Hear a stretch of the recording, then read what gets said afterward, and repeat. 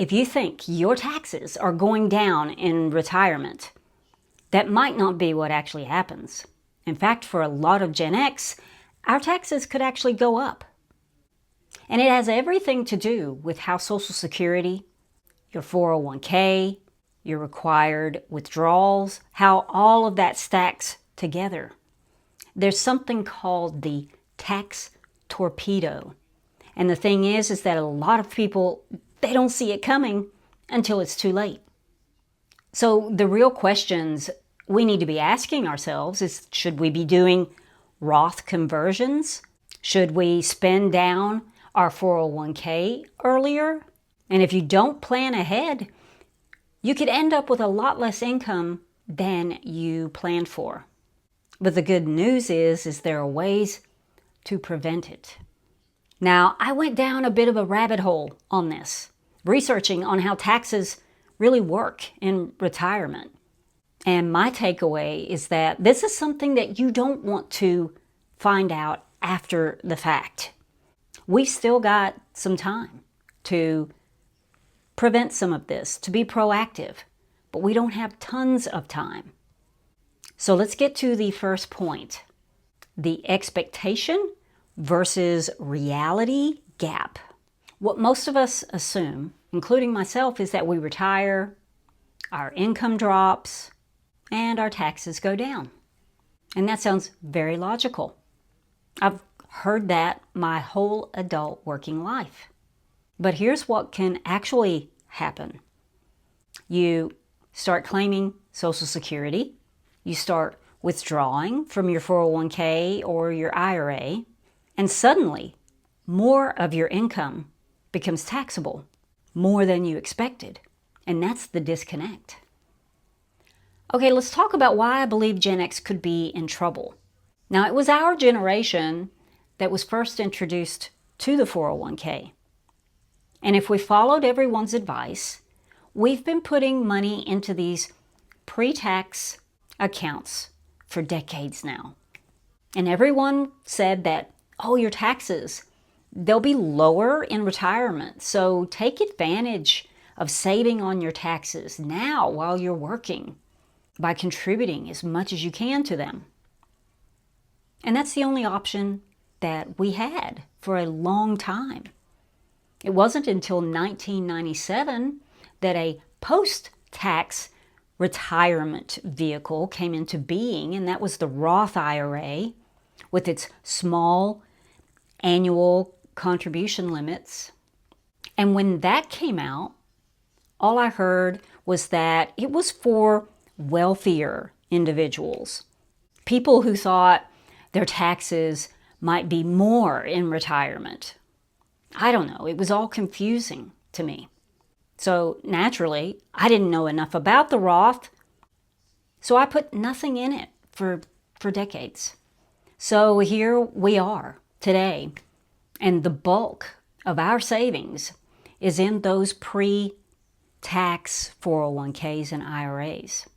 And if you've managed to save quite a bit into those accounts, you've probably been thinking a lot more about taxes now as you approach retirement. So let's talk about why this problem isn't going away. Now, a lot of people assume that taxes will be lower in retirement, but we've got a few things working against us on that. First is that tax laws, tax rates, they can change at any time. There are no permanent tax rates. Secondly, the Social Security taxation thresholds, they haven't been updated since the early 1980s. And third, required minimum distributions, RMDs, they're still coming. So even if nothing dramatic happens, we're walking into a situation that creates pressure. And that pressure starts building when your income starts stacking. And that's where the tax torpedo comes into play. Now, I know that sounds dramatic, but when you start combining your Social Security, withdrawals from your 401k or IRA, possibly even a pension, more of your Social Security becomes taxable. So now you're not paying taxes on just your withdrawals. You're paying taxes on more of your income than you plan to. And in some cases, your effective tax rate, it can spike much higher than your bracket suggests, especially if you delayed Social Security for that bigger check, and especially if you saved a lot in your 401k. Okay, let me give you a real life example. Let's say you're 75, single, you still have $500,000 in your 401k. Now your required minimum distribution for that year is going to be around $20,000. Now, of course, that's in today's dollars, but that's required. And let's also say that you delayed Social Security until age 70. So now you're getting about $2,400 a month. That's around $28,800 a year from that. Again, today's money. Now that puts your total annual income around $49,000. And that's not taking out anything extra. That's just your Social Security check and your RMD. And here's where it starts to change a little bit based on how the system is set up. With that salary range, now 85% of your Social Security check is now being taxed. And I'm going to put a graphic on the screen that shows those income thresholds. They're incredibly low because, as I said earlier, they haven't been updated since 1983.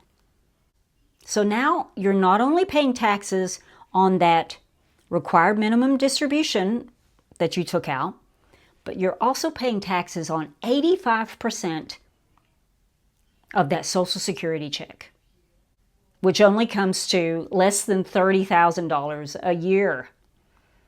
And that's just with a $500,000, balance still in your 401k at 75. You could have much more than that, which would mean that your RMD is going to be larger, more taxes. So as you can see, it's going to be really difficult, especially after the RMDs kick in. It's going to be difficult to manage your income and keep it below a certain threshold. You wouldn't even want to keep it under these thresholds.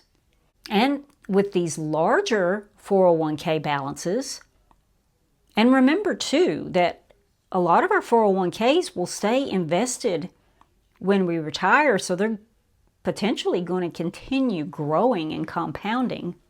You could also begin triggering those IRMA surcharges on your Medicare premiums as well. Another thing to remember, these taxes that I'm talking about, these are just federal taxes. Because if you live in a state that also taxes Social Security, like Minnesota, Colorado, or 7 other states that currently do that, then you're looking at a lot more. You may find yourself at that time having to withdraw even more from your 401k just to pay those taxes, just to pay the bills, because the more you take out, the more you're taxed. I just want all of us that have been putting money in these 401ks for decades, I just want us to be aware of what can happen. I don't want us to be blindsided by this. So Gen X, if we don't do something now while we still can, we're going to leave our nest eggs vulnerable. We could end up being one of the most heavily taxed retired generations in history. And most of us, we don't even see it coming. Now let's talk about control and how we can take back our power. And this is where people can get stuck. We tend to focus on things that we can't control, like the economy or tax policy, the Social Security shortfall in a few years. the what ifs and the things that might happen. But the real leverage is on the things that we can control. And there are a few things. One of those is when you take Social Security, because that decision, that changes how your income's taxed. We have to look at the pros and cons of everything related to taking it at 62 or 65 or 67 or waiting even longer. We also have to start thinking about, how do we use our 401k? Do we start withdrawing from it right away, or do we hold off? Do we wait? Another thing in our control, especially if we've been putting a little bit in an after-tax account like a Roth IRA or a Roth 401k, then you can decide when to take each, or how you want to take a little bit of this post-tax, a little bit of pre-tax. All of this determines how flexible your income can really be later. Because remember, Roth or HSA withdrawals, they don't count as income to the IRS. And also, your income in your 60s, it plays a role here.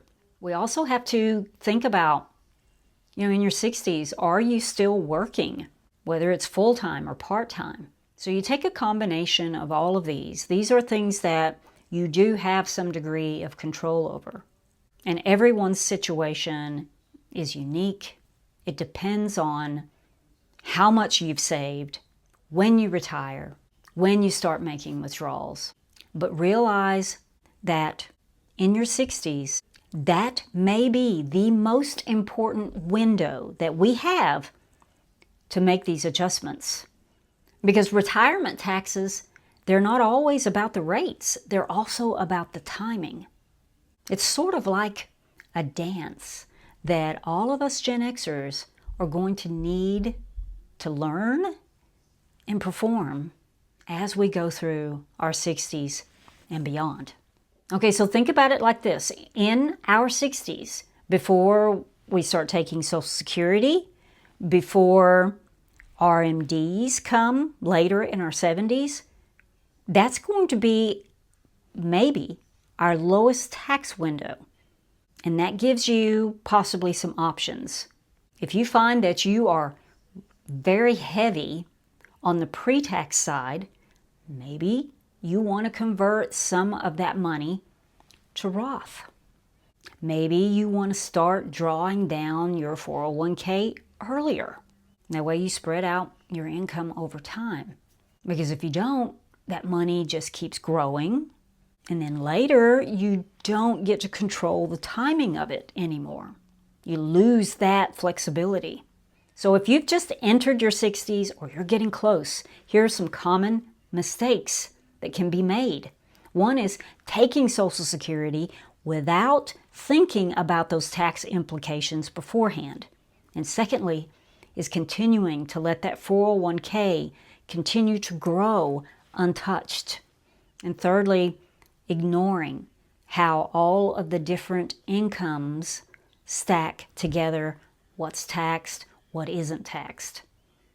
Also, don't forget to maintain a cash buffer and just keep flexibility in your plan no matter what decade you're in. Now, Gen X, this is something that's worth thinking about now, not later. Because once everything starts hitting at the same time, your options, they get a lot more limited. So, I'm curious. Have you been thinking about how your retirement income is going to get taxed?